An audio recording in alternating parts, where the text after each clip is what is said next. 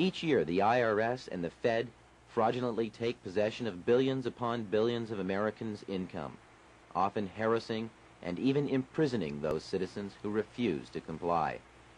The special interests that control these institutions have used misleading information, complex statutory laws, and intimidation to scare us into thinking we are powerless to stop this fraud. The process that got us into this mess has taken place over several generations and has been institutionalized to the point that we take it for granted that we should pay tax on our income to the federal government. But that simply is not true. It is a lie that has been slowly and systematically woven into the fabric of our society by the money interests that would enslave our nation and our children to enrich themselves. But you may ask, what's so bad about a national bank with its notes considered legal tender? We have that now. Well, in 1967, Congressman Wright Patman, another chairman of the House Banking Committee, put it like this. He said on the floor of Congress,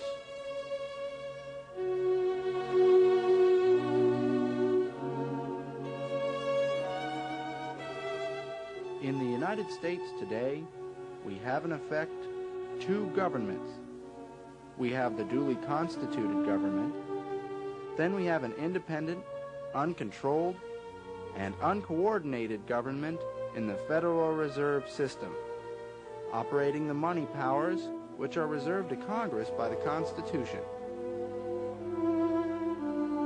Furthermore, despite repeated attempts by Congressman Patman and others, the Federal Reserve Bank has never been fully audited. Who in the world could hold enough power to thwart 80 years of attempted legitimate audits from members of the United States Congress? Let's see.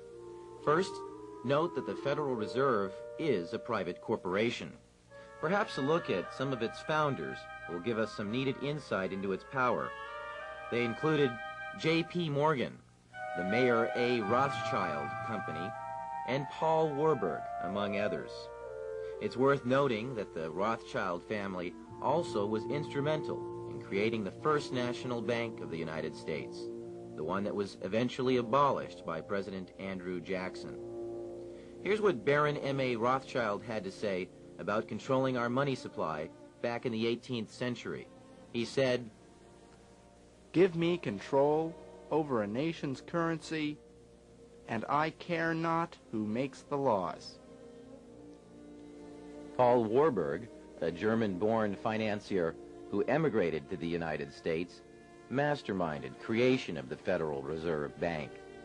He basically ran the bank until World War II, when the press revealed that his brother Max was running German finances under Adolf Hitler. Warburg quietly resigned the post. J.P. Morgan, another founder of the Fed, and early America's own robber baron, is believed to have used his great wealth to engineer the devastating financial panic of 1907. Warburg, Morgan, and their successors have gotten away with this fraud for more than 80 years, since President Wilson unwittingly signed the Federal Reserve Act in 1913.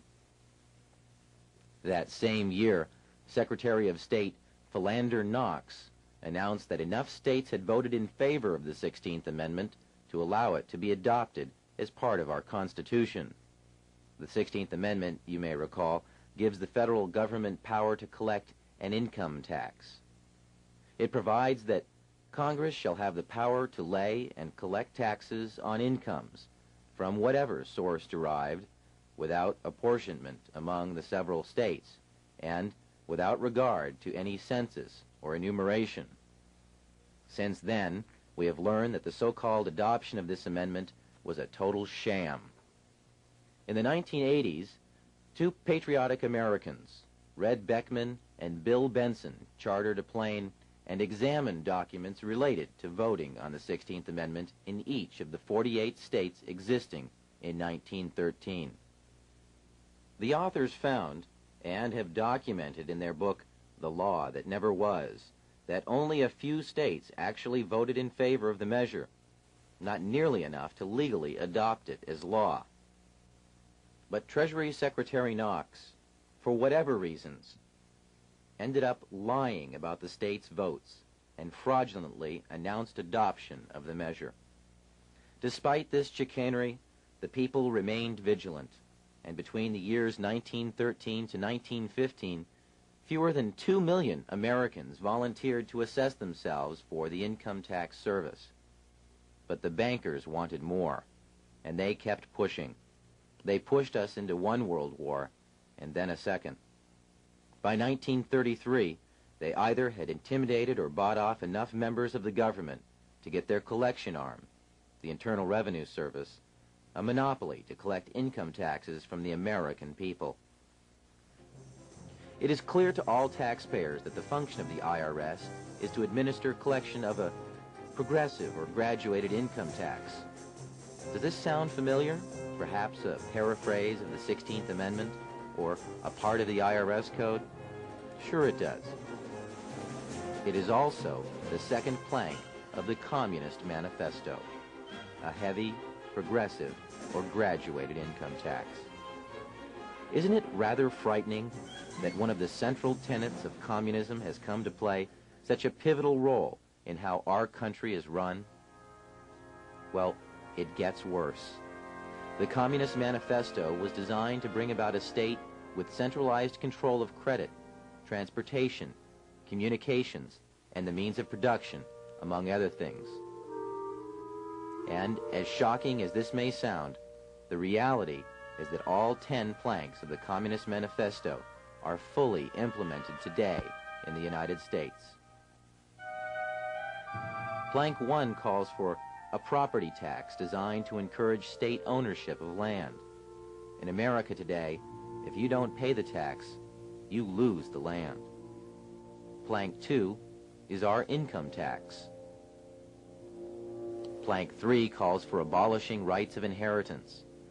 Today in America, families struck by the tragedy of a parent's death are forced to sell the family home to pay the exorbitant inheritance taxes levied by the IRS. Plank 4 mandates confiscation of property from those who disagree with the system.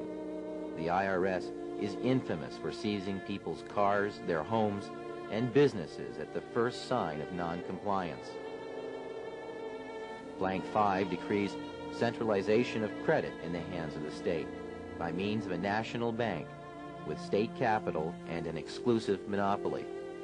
Sound familiar? It's our Federal Reserve System. Plank 6 calls for centralization of communication and transport in the hands of the state. The Federal Communications Commission regulates everything in the air, and the Interstate Commerce Commission just about everything on the land.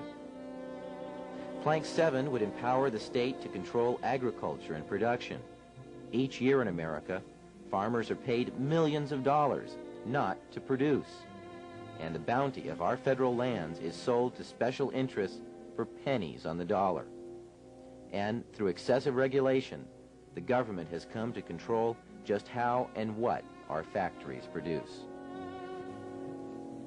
Plank 8 involves equal liability of all to labor and establishment of industrial armies. Well, there's no question about our right to labor, and our unions certainly qualify as industrial armies. Plank 9 dictates the combination of agriculture with manufacturing industries and the gradual abolition of the distinction between town and country. In America, huge agribusinesses have foreclosed on the family farm. And with regard to abolishing the distinction between town and country, we ask, what's more communist than a condominium? Plank 10 mandates, among other things, free education for all children in public schools. Good or bad, we now have all 10 planks in force right here in America. If only Senator Joseph McCarthy had turned his attention on the IRS.